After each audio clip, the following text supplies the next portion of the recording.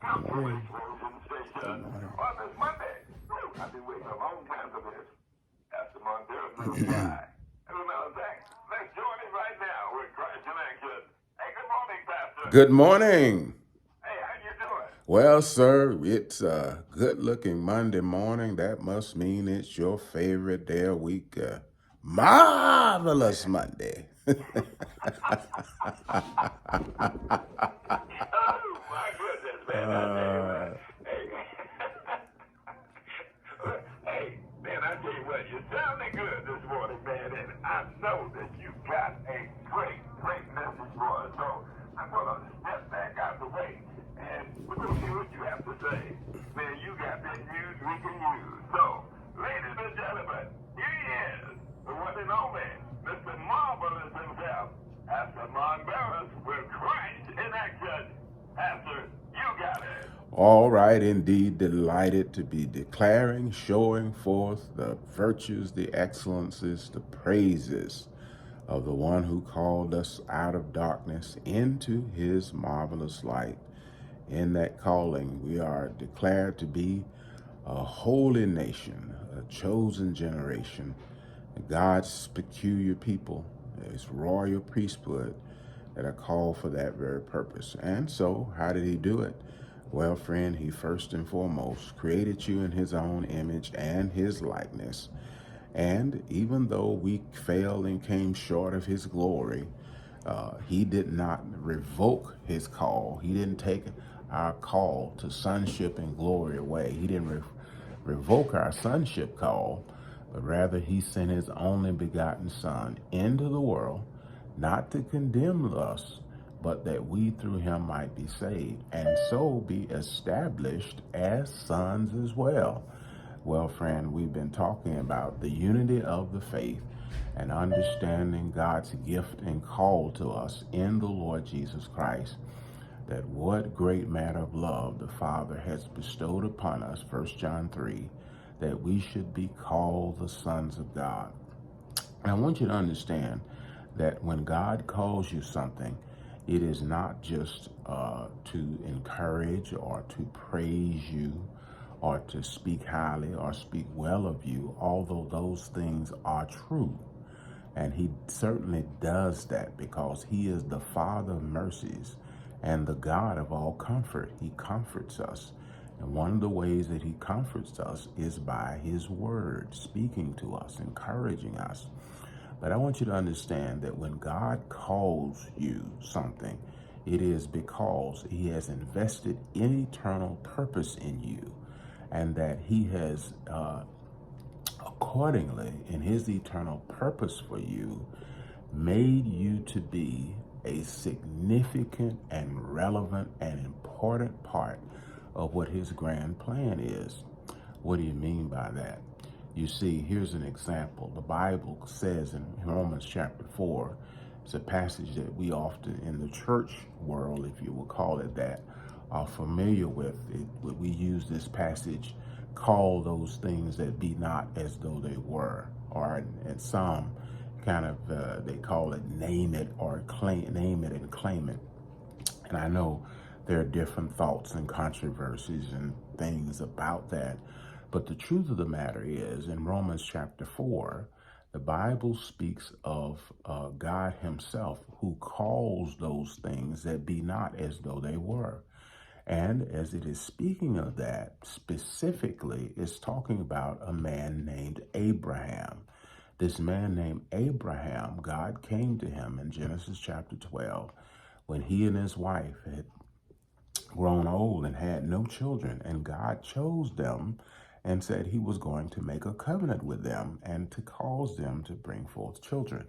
Well, before he did that, he changed the man Abram's name to Abraham, which means the father of many nations. So God began to call him and have him call himself the father of many nations before he had one child. That's amazing when you think about it, but it says something about God's calling and how God thinks and how he works. The prophet Isaiah says that God calls, that he declares the end from the beginning. So what's this got to do with the unity of the faith? Well, friend, it's so important for us to look into the Word of God and see what God says about his sons, his children, his family.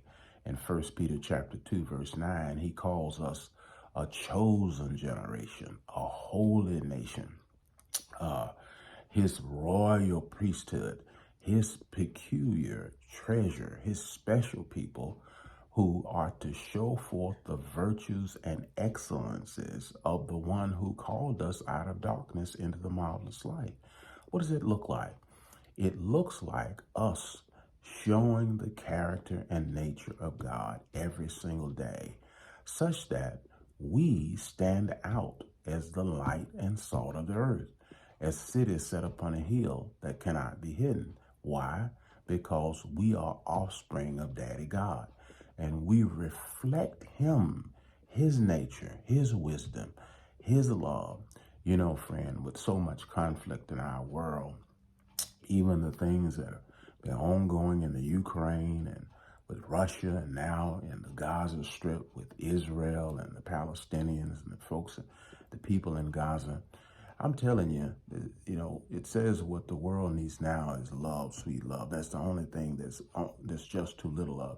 It's time for the people of God, the family of God, to truly identify with the one true and living God and know that we are set apart to be those who influence the earth and the earth with his kingdom culture, his attitudes, his perspective. And you know what, friend?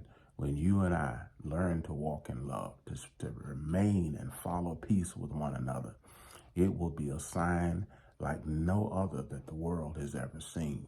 Not just our great exploits of faith and power, but the fact that we can get along. We can actually follow peace with all men and holiness without which no man shall see the Lord. May we today understand our call. This has been an outreach of Connected Church. Connect with us, connected-church.com. Follow us on Facebook, Instagram, YouTube, and of course, right here on this Gospel Explosions outreach to the Tennessee Valley and beyond every single day, where the dream of change remains alive and Jesus is our joy. Knowing this, together, we are the difference that makes the difference as we awaken to God's purpose of knowing him and his love for us and mobilize to his mission of making him known and sharing his love with others.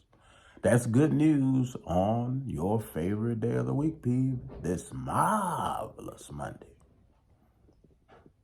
Man, what can I say except powerful? Powerful. Man, I tell you, the message was powerful. Man, I tell you, we enjoyed that, Pastor. Yes. It was a great message, getting our Monday off to a great start. And we look forward to hearing you in the morning when you'll be coming back with another Christ in Action broadcast. Yes, sir. We'll keep on blowing the gospel up, still keeping us in the house with good gospel and music and encouraging words all day long. Lord willing, we'll talk to you again real soon. You got a deal, Pastor. Bye-bye. Bye-bye now. All right. Well, hey, listen. Let us understand our call as we name the name of the true and living God. May we not only name his name, but may we follow him, identify with him, reflect his nature, his character, his wisdom, his love in all that we do. We're always concerned about exploits of faith and of power and dominance. But how about just living at peace with one another? How about being our brother's keeper? How about letting love abound? May we know that just as it says that God is love, those who love show that they know God, for God is love. All right, well, listen, on this marvelous Monday, remember this: God loves himself in you, and we do too. You matter to God, and you matter to us. Go out in the love of God today and show some love to your neighbor, to the people around you. Things will be so much better if we only will. All right. Well, do have a marvelous Monday. Do it on purpose. You're authorized. We'll talk to you again real soon. Bye-bye for now.